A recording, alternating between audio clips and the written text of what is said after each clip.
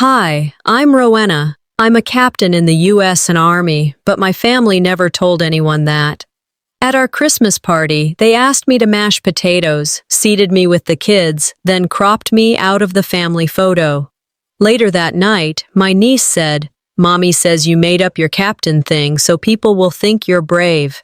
Then the guard walked in, straight-faced, and said the words that froze the room. "Captain, your helicopter's waiting."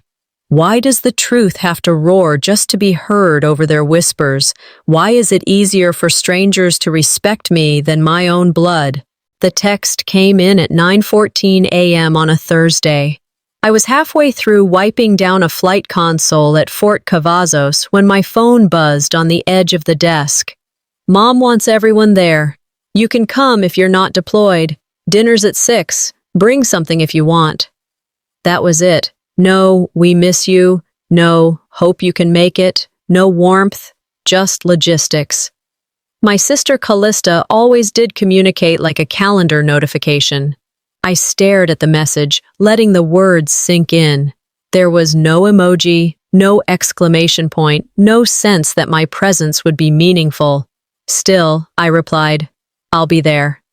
Seconds later, her response came. "Great. Can you help in the kitchen? Potatoes and green beans, we're already behind." Just like that, not a guest, an extra pair of hands. I leaned back in the chair, letting the weight of that settle. Maybe I was imagining things. Maybe I was too sensitive. Or maybe I wasn't. By the time the afternoon rolled around, I had convinced myself to go. The base was quiet that week, and I hadn't been home in months. I figured showing up would silence any complaints about how I never made time for family. Later that night, I stood in front of my open suitcase. My civilian clothes were folded neatly, jeans, a sweater, comfortable shoes, but my eyes kept landing on the navy blue uniform jacket hanging in the closet. I hadn't worn it in front of my family in years. Last time I did, Callista had said something like, "Wow, look at you playing G.I. Jane," followed by a forced laugh no one joined in on. Still, I pulled it down. I folded it carefully and laid it on top of my things, just in case. I zipped the suitcase and whispered to no one, "Courage isn't the absence of fear. It's doing what's right despite it." The quote belonged to General Ann Dunwoody, but in that moment, it felt like mine. The drive to Austin took 3 hours. Familiar roads, same radio stations, even the same gas station stop for coffee. But something in me had shifted. I wasn't the same girl who used to sneak back home with apologies on her tongue. When I pulled up to Callista's house, everything looked catalog perfect.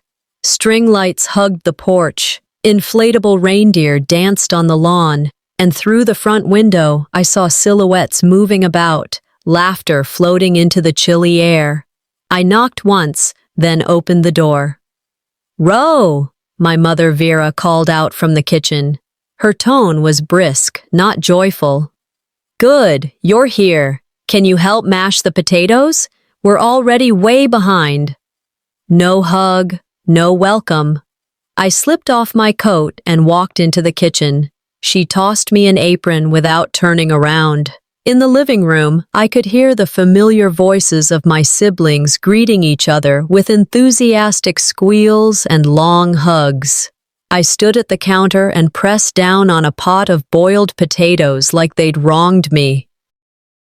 About an hour later, Vera handed out gift bags under the tree. I hadn't expected anything. But when she passed one to me, I hesitated. Inside was a pair of plain white socks rolled together and still bearing a fluorescent clearance sticker. Size too big. "Thanks," I said. She was already turning to hand the next bag to Callista's husband. I looked around. Callista received a new robe from some designer brand. Travis, our cousin, got Bluetooth earbuds. Even the kids had labeled presents with bows. I held the socks for a moment before sliding them into my coat pocket. "You fly Blackhawks through desert storms. You've been saluted by people with stars on their collars, and still, this was the moment that made your hands shake. "Hey, are you okay?" one of the kids asked as they passed me, arms full of wrapping paper. "Of course," I lied with a smile. Back in the kitchen, I rinsed off a casserole dish and watched my reflection in the faucet. I didn't cry. I didn't flinch. I had learned long ago that tears weren't armor. The kids darted around the house, sugar-drunk and glowing with the kind of happiness that came easy when you hadn't been assigned a role yet. I watched as my nephew sat in Callista's lap while she read aloud from some holiday book. The way he looked at her, adoring, trusting, it stirred something in me I hadn't felt in years. I slipped away for a moment and went to the guest room where I'd placed my bag. Unzipping it quietly, I pulled the corner of my uniform jacket out and touched the patch stitched to the shoulder. It read, "Rowena M. Graves, U.S. Army." I whispered, "Maybe next year they'll know who I am." Or maybe not. But I was here. That had to count for something. By the time dinner was cleared and the kids had raided the dessert table for a second round of cookies, I had blended into the background. I stood near the fireplace, half listening to stories I wasn't invited into, smiling at jokes I wasn't part of. It's funny how you can be surrounded by the people who share your last name and still feel like a stranger with a name tag that says, "Do not engage." Callista was in her element. She glided through the room in that emerald dress like a hostess from a Hallmark movie, except with less sincerity and more volume. Every few minutes, she'd grab someone's elbow and make introductions. "This is my husband, Eric," she beamed.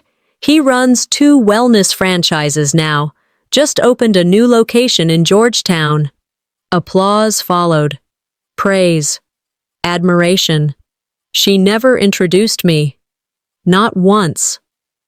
I was 2 feet away when she explained to her friend from the PTA. "My younger sister's here too, but she's mostly stationed away, travels a lot. Military or something. She keeps it vague." Military or something? Before I could react, someone across the room said with a chuckle, "Hey, I saw this meme the other day. Said some folks just play soldier to get the benefits.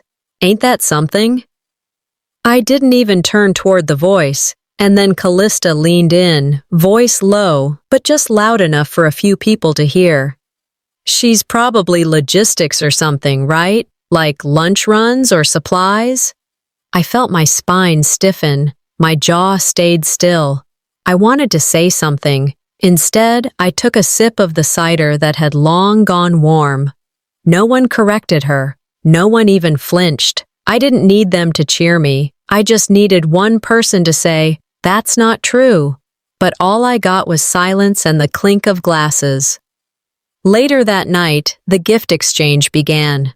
A wave of holiday cheer washed over the room as colorful packages changed hands.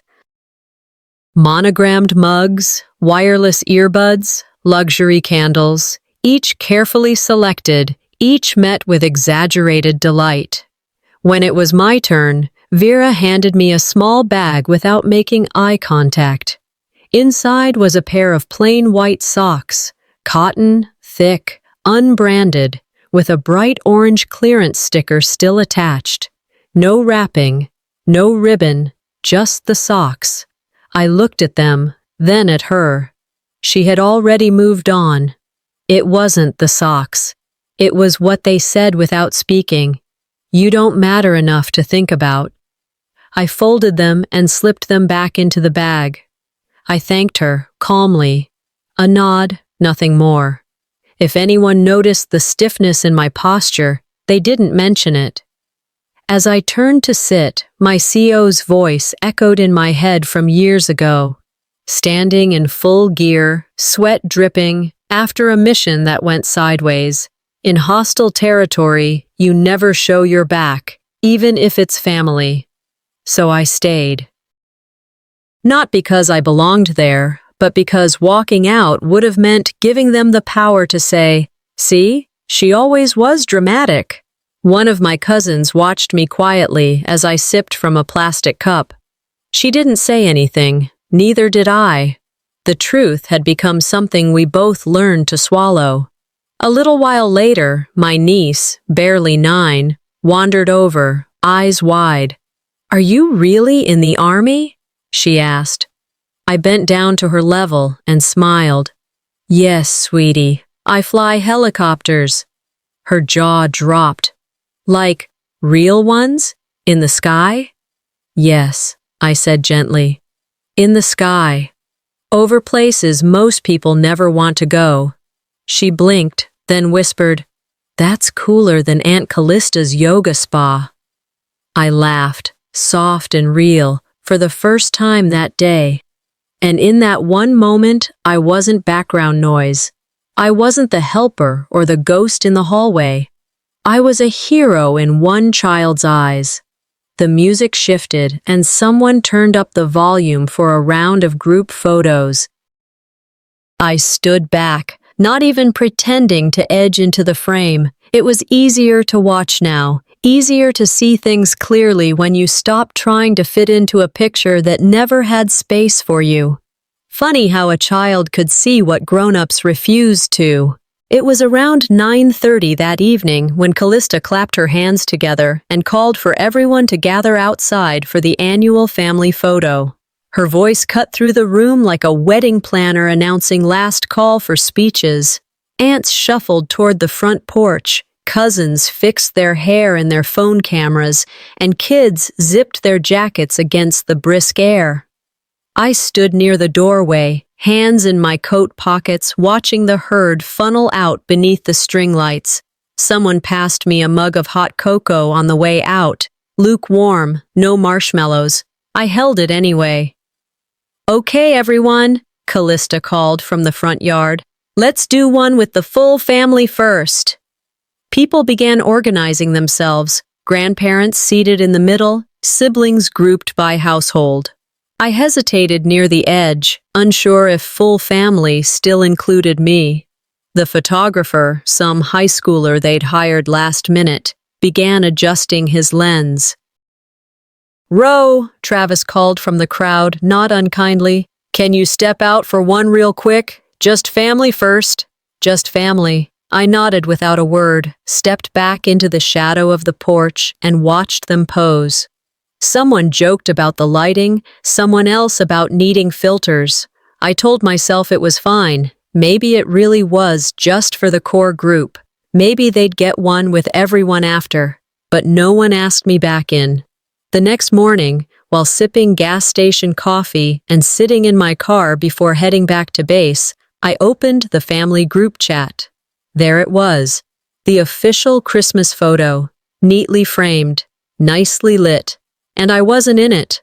No caption mentioning others not pictured, no alternate shots posted, just a picture-perfect family Christmas.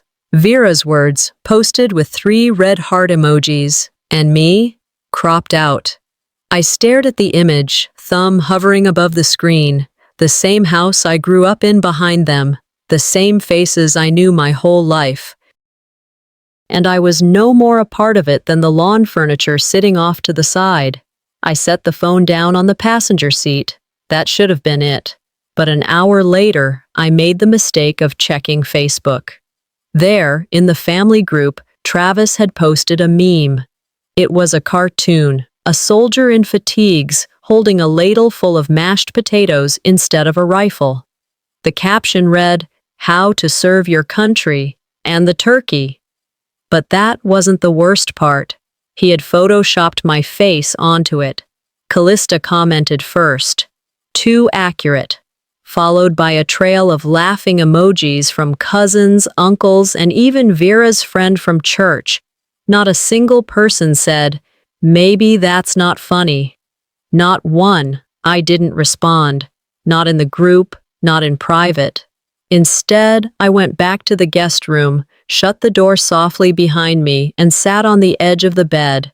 I began packing. 1 sock, 1 boot, one badge at a time. My movements were steady, but inside, I felt like glass already cracked at the corners. I didn't cry, not because it didn't hurt, because I knew it would only feed the story they'd already written. Instead, I walked out into the cold, alone, finding a bench near the fire pit where only embers still glowed. The night was sharp against my skin, but I welcomed it. Better to feel that than feel nothing. I pulled out my phone and opened the Photos app. There were pictures from deployment, from training, one with my unit smiling after pulling 3 civilians from a collapsed structure overseas, another of me receiving a commendation, standing at attention as a general pinned it on. None of them knew those stories. No one here had ever asked. They didn't want my truth. They wanted a version of me that fit their comfort zone. I returned to the group photo. One last look, then I deleted it. Not saved, not favorited, gone. I looked out at the dark lawn, dotted with inflatable holiday characters still bobbing in the wind. That house, so carefully lit, so polished, wasn't mine anymore. Maybe it never had been. If they can crop me out of a photo, they can crop me out of memory, and maybe they already have. The dining room table stretched nearly the length of the house, draped in gold and cranberry tones, polished silverware gleaming under the warm chandelier light. Callista had clearly spent days designing it all, every napkin folded just so, the name cards handwritten in her cursive with exaggerated loops. Everyone had a place. Mine was at the far end, wedged between 2 children's booster seats and an empty spot. Someone said they were saving for a neighbor who might stop by later. No one made eye contact when I sat down. Dinner began with Vera raising a glass. "To Callista," she said, her voice bright and performative, "for hosting yet another beautiful holiday, for her successful business, her beautiful home, her amazing family. We're so lucky to have all of our shining stars here tonight." I stayed silent, my fork poised but untouched. My name didn't float into the air, not even as background noise. No one noticed. I glanced across the table and spotted Callista's friend, the one I didn't recognize, seated in the center, comfortably nestled between Vera and one of the uncles. She laughed easily, past the gravy like she belonged. Meanwhile, I was helping a 4-year-old peel the skin off his ham. Sometimes, rejection doesn't need to be announced. It just finds your chair and makes itself comfortable. Halfway through dinner, one of the kids ran up from under the table, arms outstretched and wild with sugar. In the scramble, his small hand caught the front of my sweater, and in one tug, my army badge snapped loose and clattered to the floor. The room fell silent for a half-second, then laughter. Travis barked out, "Well, at least she didn't pull a real weapon." A few others chuckled. No one asked if the pin was okay.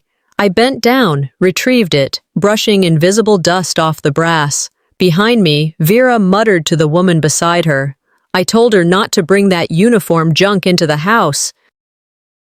But she never listens. She didn't whisper it. She just didn't expect I'd care enough to hear. I did, but I didn't respond. I tucked the badge into my purse and sat back down, hands folded neatly in my lap. The food on my plate went cold. I didn't taste a thing. A quote ran through my mind, one I used to keep taped to my locker at the base. "No one can make you feel inferior without your consent." But I was learning. There's a fine line between giving consent and having it taken from you over time, piece by piece. I gripped the edge of my chair so tight my knuckles whitened. I stared down the salt shaker like it had something to answer for. Every breath I took was measured, counted. 1, 2, 3. Don't flip the table. 4, 5. Don't let them win. 6, 7. Just survive the night. The fork never made it to my mouth. A few minutes later, as dessert trays were passed and someone started rambling about home refinancing, I felt a small tug on my sleeve. Zinnia, barely old enough to know what all the tension meant, leaned toward me and whispered behind her napkin. "I think it's kinda cool that you're a real soldier," I told my friends. She grinned, the kind of smile that doesn't ask for approval, just gives it. I looked at her and smiled back, for real this time. No armor, no calculation. "Thanks, kiddo," I whispered. "That means a lot." One voice in a sea of silence. It was small, but it was something. And in that moment, I realized something else. Even a spark of acknowledgement can undo 3 insults from grown women. But even sparks can't stop a house from burning when the matchbox lives in the dining room. After dessert, as people migrated toward couches and drink carts, a few of the men gathered near the fire to talk about real estate and refinancing. I remained at the table, not quite ready to move, not quite able to. Then came the toasts. Callista stood first, modestly brushing hair behind her ear, as if she hadn't planned every second of this. She thanked everyone for coming, for bringing joy into our home, and gave a speech that sounded like it had been practiced in front of a mirror. Next was Travis, who toasted himself for organizing the playlist that kept the vibes alive. The joke landed. The room laughed. Then Vera raised her glass. "To my beautiful daughter," she said, turning her whole body toward Callista, "for sacrificing her time, her business hours, to host this gathering, for her heart, her warmth, and her loyalty to family." People clinked glasses. Callista beamed. "And of course," Vera added, "to Travis, for always being there for his parents and keeping our traditions alive." That was it. My name never came, not a glance, not even a placeholder nod. I smiled, or at least tried to. My throat tightened just enough that swallowing felt unnatural. I lifted my glass like the others, tilted it slightly. No one noticed that I never took a sip. They weren't forgetting. They were choosing. I stood quietly, stepped outside through the side door that led to the gravel path behind the house. The air was colder than I expected, sharp enough to cut through my cardigan. I wandered along the side of the house, reaching the guest bedroom window. It was cracked open slightly. I heard voices. "She doesn't belong in this kind of life," Callista said, laughing softly. "She flies around pretending she's important." "She didn't even marry. No kids," Vera added. "Just uniforms and medals. Honestly, it's sad." Something in me dropped. Not because it was new, but because they finally said it out loud. They weren't just disappointed in me. They were embarrassed by me. I could have walked away, but I didn't. Instead, I turned back inside, straightened my shoulders, and walked toward the living room where Callista was pouring wine for guests.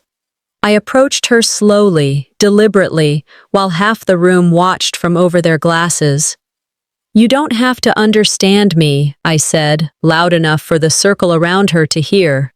"But you don't get to define me either." She froze. So did everyone else. Even the music felt like it had paused. Callista blinked, trying to laugh it off, but no words came. One of her friends slowly turned away to fake a conversation elsewhere. Someone cleared their throat. I didn't need to say more. I had said enough. I walked past them, back to my guest room. The silence followed me. It was nearly midnight when I noticed the mirror. It had been hanging above the dresser since I got there, one of those long, narrow kinds with decorative trim. Now, a thick fracture ran diagonally across it, like a wound, shattered on one side, still holding on the other. I stared at my reflection. The distorted line cut across my face like a scar. Vera knocked once and poked her head in. "The mirror must have slipped," she said. "That frame was always too loose." I didn't answer. She didn't step further inside. "Good night," she added quickly, then disappeared. I knelt, swept the loose glass pieces into a plastic bag. Each piece caught the light differently, splintering the room into fragments. By the time I zipped my suitcase, every shirt was folded with military precision, every corner tucked, every layer aligned. I wasn't leaving in anger. I was leaving in order. No note, no goodbye, just the quiet hum of resolve. If this is what home feels like, maybe I'd been homesick for the wrong place. They thought I was walking away, but I was walking into myself. The morning after the party always had a strange quiet to it, like everyone was collectively trying to pretend nothing had happened. Coffee brewed in the kitchen, dishes clinked. Someone laughed softly from the living room, but underneath it all, there was that static silence, the kind that settles in when something's been broken, but no one wants to admit they see the cracks. I stayed in the guest room longer than I usually would, partly because I needed time to think, mostly because I didn't want to face anyone just yet. But my phone buzzed on the nightstand, snapping me out of my stillness. A message from an old friend from basic training, someone I hadn't spoken to in months. "Hey, saw that family photo online. Were you not in it, or am I losing it?" I froze, opened the group chat, and there it was again, Callista's picture-perfect Christmas photo. Same lighting, same posed smiles, but this time with a caption, "Surrounded by those who matter most." I scrolled back to my own camera roll and found the original shot. I was there, standing near the end, awkwardly positioned, but smiling nonetheless. In the posted version, I was cropped out so cleanly it looked intentional. It wasn't forgetfulness, it was surgical. "They didn't forget me," I muttered. "They removed me." A knock at the door interrupted the thought. Zinnia, my young cousin, peeked in shyly. "Hey," she said, "are you mad at Mommy?" I motioned her in gently, sitting on the edge of the bed. "Why do you ask that?" She climbed onto the bed, knees tucked under her. "Because she said you didn't really fight in any war," Zinnia replied, honest and direct. "She told Uncle Mike you just say that so people think you're brave." The breath in my lungs turned sharp. I stared at her, not in anger, but in that stunned way someone stares when they hear the worst version of a suspicion confirmed. "No, sweetie," I said after a pause. "I don't pretend to be brave. I just never got to stop being it." Zinnia looked confused but nodded. "I think you're cooler than Uncle Mike anyway." A small smile touched my lips. After she left, I didn't hesitate. I walked into the kitchen where Callista stood stirring cream into her coffee like it was the most peaceful morning on earth. "Have you been telling people I imagined my career?" She didn't even look up. "Ro, not everything's about you," she said, with that breathy exhale she always used when dismissing me. "You've always been intense." I stepped closer. "Did you say I made it up? Because that's not intense, Callista. That's slander." She set the spoon down carefully and turned to me. "You fly around the world in a metal box with no family, no roots. You act like that makes you better. But honestly, it just makes you lonely." Vera entered the room, her robe tied too tight, her hair clipped back like she was trying to hold together more than just her bun. "You were always so dramatic," she said with a tired sigh. "You don't understand balance, Rowena. That's your problem. It's always either 0 or 100 with you." I let the words hang, let them wrap around my ribs like too tight thread. Then I answered, "No, I understand service. I understand silence, both of which you mistake for weakness." Callista opened her mouth, but I walked away before she could weaponize another sentence.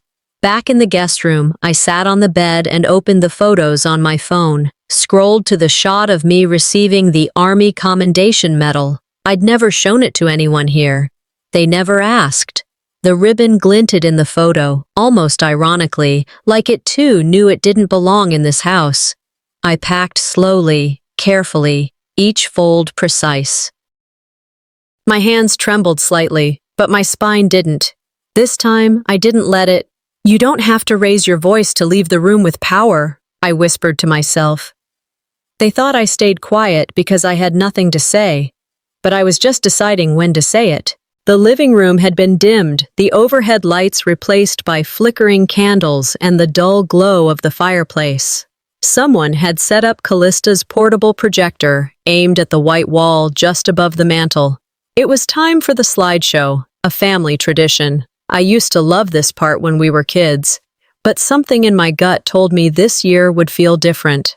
Everyone huddled together with mugs of cider and plates of dessert, laughing quietly as the first few slides played. Photos of babies in oversized Santa hats, uncles in ugly sweaters, grandma holding a pie. Safe. Familiar. Then it happened. A picture flashed on the screen. An old photo of me at 12, braces and bangs, holding a tray of snacks at some long-forgotten 4th of July picnic. But the caption didn't say Rowena 12. It said, Sarah, server team. Laughter. At first, just a few chuckles. Then someone really let loose. One cousin nearly spilled her wine. I didn't move. Just watch the screen as the slide changed and the next smiling face came up. It wasn't just a joke anymore. It was character assassination wrapped in tinsel. I didn't say anything, didn't flinch, but I felt that familiar burn start at the back of my throat. Not long after, a neighbor of Vera's leaned toward me and whispered, "I didn't know your daughter Sarah was in catering. She looks just like the soldier girl."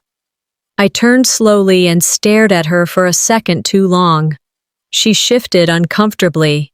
Before I could speak, Vera chimed in from across the room, voice light, too light. "Oh, they just love playing around with old photos. Everyone got something funny." No, they didn't. I was the only one mocked. They always say it's just humor, until someone stops laughing. When the video ended and everyone clapped politely, I slipped into the kitchen. Travis was at the counter, loading up on cookies he didn't need. "Was it your idea?" I asked, steady, not loud. He blinked. "What?" "The slideshow, the label, server team. Was that you, or did someone assign you the role of eraser?" He paused, smirked. "Don't take it personally. Callista wanted to keep things light. You're just heavy." I stared at him for a beat, then walked past, picked up the family program booklet from the counter, and flipped to the acknowledgements page. Everyone's name was there, even the dog's, not mine. I carried it back into the dining room where Vera was straightening table decor like nothing had happened. I placed the booklet gently in front of her. "You said I wasn't invisible," I said, "but you printed the proof that I am." Her lips parted, but I didn't wait for the lie she was rehearsing. The karaoke mic was still set up in the corner. Normally, it would be used for Callista's annual rendition of Rockin' Around the Christmas Tree, but this time, it was mine. I stepped up, no music, just my voice, even and calm. "Next year," I said, "you won't have to worry about mislabeling me. I won't be in your photos." Someone snickered. Another shifted in their seat. "And if you ever wonder why your youngest daughter keeps disappearing, play this video back." I placed the mic back in the cradle. No drama, no exit music, just truth. Because sometimes the loudest thing you can do is walk out during the applause. The party was unraveling, but no one would admit it. Plates clinked with half-eaten desserts. People lingered with drinks in hand. Small groups forming around makeshift topics. New cars, investment apps, someone's kid getting into summer camp early.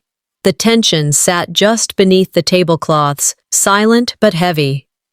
I stood in the hallway, out of sight, but close enough to hear Callista raise her glass again. Another toast. Because why not end the evening by crowning herself one more time? I just want to thank everyone who made tonight so special, she beamed. It takes a village, and I'm lucky to have the most supportive one around me. She paused dramatically, turning to Vera. Especially my mom, who's my biggest inspiration. The glue that holds us together. Vera, glowing, lifted her glass.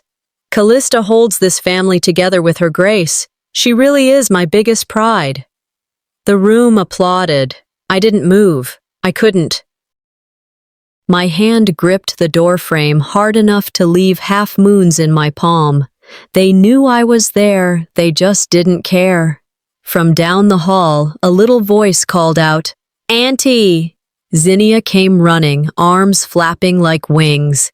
She slid to a stop in front of me, breathless. "Mommy said you made up your captain stuff. She said you just wanted attention."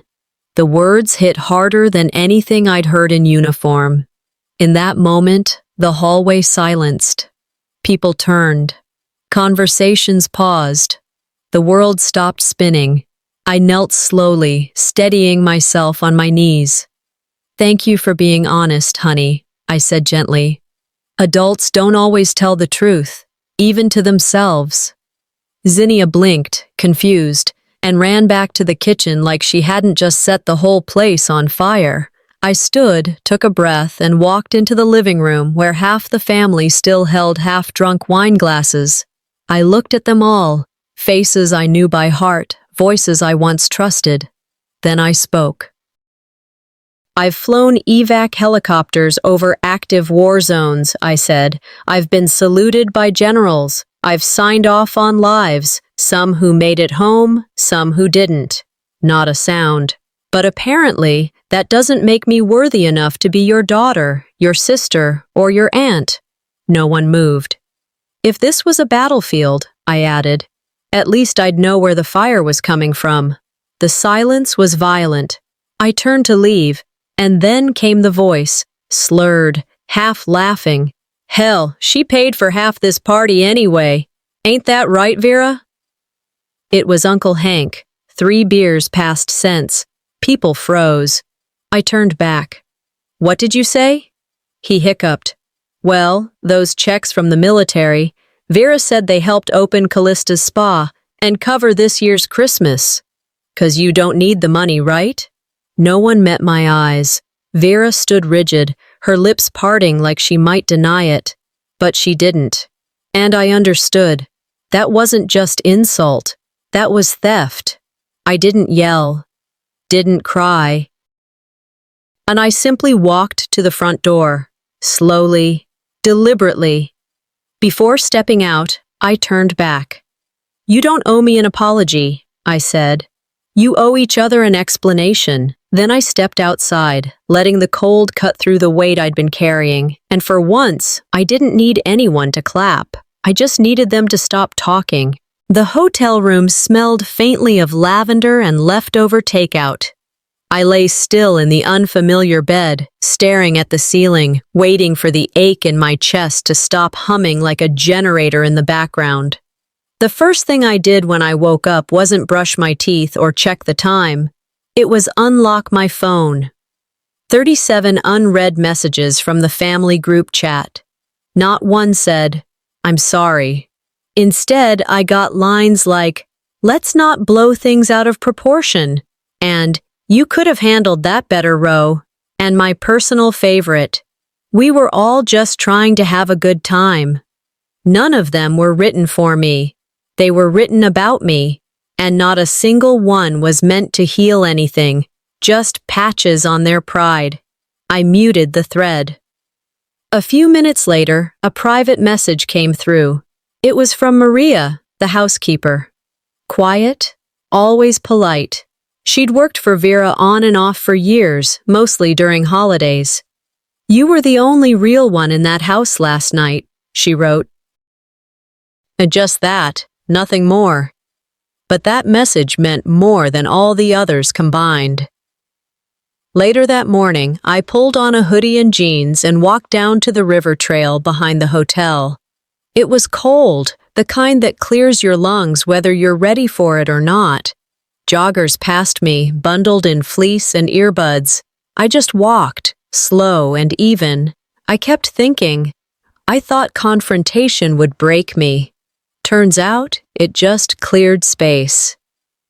Back at the base, my drill sergeant once said during an after-action review, "No one comes out clean from a trench, but if you're alive, you won." At the time, I thought it was a line made for morale. Now, it felt like prophecy. As I looped around the bend of the trail, another ping hit my phone. It was from Kyle Jensen, a junior officer from my last unit, not someone I'd kept in touch with. "Captain, someone posted a clip of what you said last night. Power, pure power. You reminded us why we salute you." I stopped walking. For the first time in days, I smiled, not the forced kind, not the survival kind, a real, bottom-of-the-stomach kind of smile. Someone outside that house, someone who didn't grow up seeing me as the difficult one, saw me for what I actually was. It wasn't validation I'd been looking for. It was just proof I wasn't crazy. Back at the hotel, I dried off from the cold and brewed a weak cup of coffee from the machine on the desk. It tasted like cardboard, but I didn't care. I sat down with my laptop and opened a file I hadn't touched in weeks. My transfer request, an outpost in Alaska, harsh winters, minimal noise. The application form stared back at me. I filled it out, slowly, one box at a time, and when I clicked submit, I felt nothing dramatic, no cinematic swell of music, just calm. A voicemail buzzed in right as I closed the lid. It was Vera. "You misunderstood," she said. "But we love you, and it's time to move forward. Let's not make this a permanent thing." There was no "I'm sorry," not even a hint of it. I didn't respond. I didn't save the message. I didn't even listen to the last 15 seconds. Instead, I opened the hotel window, let the chill hit my face, and leaned into the air like it was something I hadn't earned before. Cold's better than fake warmth. Some wars aren't meant to be won, just walked away from, alive and finally unburdened. 2 weeks had passed since I walked out of that house without slamming a single door. No dramatic exit, no final word, just quiet. And yet, the noise came anyway. It started with a screenshot. "Hey, thought you should see this," my friend Melissa from base texted. Attached was a post from a local Facebook group, suburb moms and community neighbors gossiping under the guise of family values. The thread headline read, "Soldier storms out of Christmas. Family or fame?" I scrolled through dozens of comments. At first, they were predictable. People defending Vera and Callista, talking about how hard it must be to deal with someone so intense. But then came others. "She's braver than anyone in that house will ever be. I'd be proud to have a daughter like her. Respect should begin at home." I didn't know these people. I didn't need to. But the fact that someone, somewhere, saw what really happened, it was enough. The fallout trickled further than I expected. A few days later, I received an email thread forwarded from a former colleague in PR. It had been circulating among local businesses. Subject line, "Reconsidering sponsorships." Turns out, Callista's wellness spa had quietly lost 2 of its biggest sponsors. One had cited a misalignment of values following the public attention around a family mishandling a veteran relative. Shortly after, I got a voicemail from Vera. "You've made your point," she began, her voice clipped. "But you need to understand what you've done. Your drama cost us partnerships, clients. Callista's business is bleeding. Was that the goal?" I listened. Once, then deleted it. I wasn't going to respond to a woman who only found her voice when something of hers got touched. Back on base at Fort Cavazos, I passed by the framed commendation letter that hung outside my office. I'd walked past it 100 times without much thought. This time, I stopped. Adjusted it slightly, just enough to realign the edges. For the first time, I didn't see it as something I had to prove to anyone. It wasn't a defense anymore. It was simply true. That afternoon, I heard a knock at my office door. "Captain Graves?" I looked up. Gideon. It had been years since we served together. He looked older, slightly grayer, the way time does to men who lead from the front. "I was in town," he said casually. "Heard about what went down over Christmas. Didn't want to leave without saying something." He sat across from me, silence comfortable between us. "You didn't just stand up for yourself," he finally said. "You reminded some of us why we wear this in the first place." That was the thing about people who had actually seen the worst in the world. They never needed many words to say what mattered. Later that evening, I sat on my porch with a cup of coffee and a journal I hadn't opened in a while. Pages still crisp. I started writing a letter, not to Vera, not to Callista, but to me, to the version of me that used to wonder if she was the problem, the one who tried to shrink herself to fit at a table that was never built for her.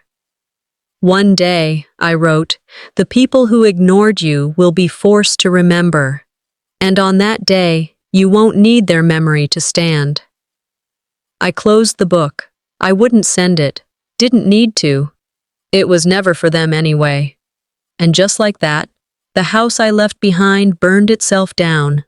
All I did was walk away with the match unlit. The letter arrived early Sunday morning, just after sunrise. I found it tucked beneath my door at the base. No postage, just my name in Vera's neat handwriting, the kind she used when labeling spice jars or signing holiday cards.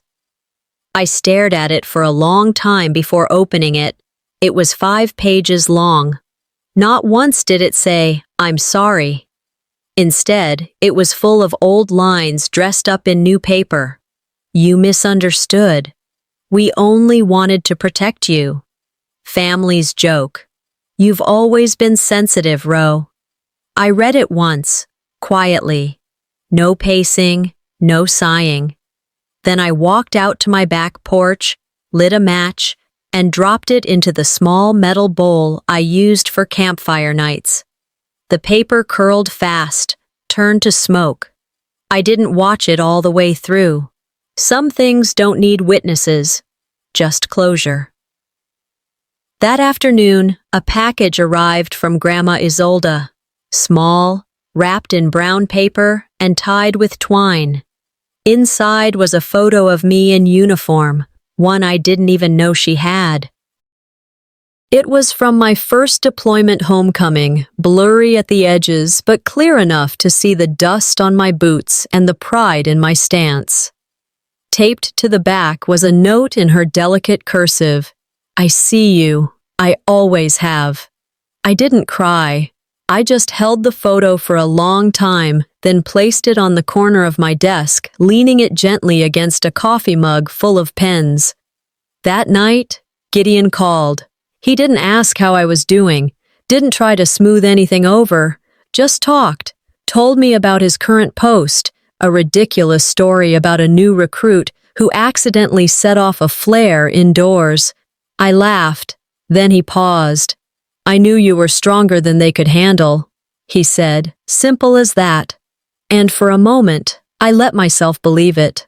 I thought about all the conversations I used to imagine having with Vera. The ones where she would finally ask how it really felt to hold someone's life in your hands, or to come home to silence.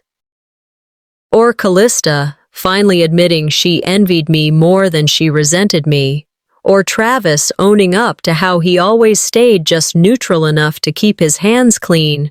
But I knew now, those conversations wouldn't come, and strangely, that knowledge didn't burn anymore. Later that week, I opened a blank email, typed Vera's address into the to line, let my fingers hover above the keyboard, and then deleted it. Instead, I opened my email settings and created a new filter. From Family Group. Action, send to spam. Done. No guilt. Just air. I spent the rest of the evening packing a care box for my unit, jerky, hand warmers, new socks, protein bars, and a stack of handwritten notes. Nothing long, just messages like, I see you and I got you. I placed one inside each package with care. Some families are inherited, others you build from scratch. Let them keep their holidays. I'll keep my peace. 3 weeks after Christmas, I stood beneath a different kind of spotlight. This time, it wasn't a chandelier in Callista's dining room or a dim hallway echoing with passive-aggressive laughter. It was the stage of the Fort Cavazos Auditorium. Military-issued, clean lines, strong beams, rows of chairs filled with soldiers, veterans, and a few press members who had caught wind of something brewing far beyond holiday gossip. I wore my dress uniform. Every pin, every bar, every stitch earned, none gifted. Gideon stood at the podium before I did, reading my citation with the kind of calm authority only he could manage. But it was his final line that settled the room. They tried to call her a ghost. Today, we salute the soul behind the silence. The silence that followed was not empty, it was full of respect. When I stepped forward to speak, I didn't think about Vera or Callista. I didn't even think about the way Zinnia had looked at me, unsure of which adult to believe. I thought only about the weight of my own voice. There are many ways to serve, I began. Some carry rifles, others carry silence. I did both. A pause. I've learned that service doesn't always happen on the battlefield. Sometimes it's in the quiet spaces, holding yourself together when people want to pull you apart. Sometimes it's standing still while others talk over you, and sometimes it's walking away. I let the words breathe. Some people think family defines you, but I came here to say, you define you, and I wear this rank for every girl who was told to be quiet at her own table. There was no applause at first, just stillness.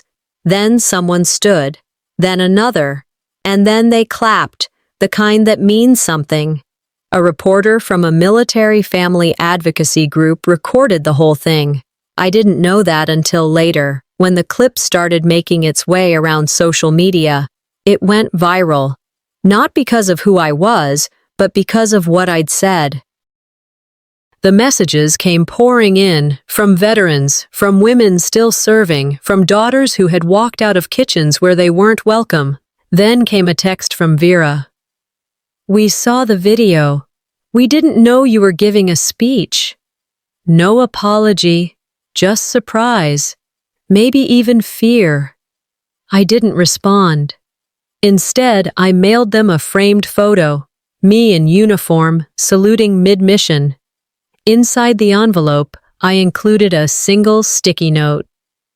This is what you tried to crop. It didn't work. Not long after, I got an invitation to speak at a national military women's conference. I accepted without hesitation. I left Texas quietly. Alaska wasn't warm, but it was honest. Sharp winds, wide skies, no pretenses, the kind of place that made you feel small in a good way. One final letter came from Callista. It wasn't an apology.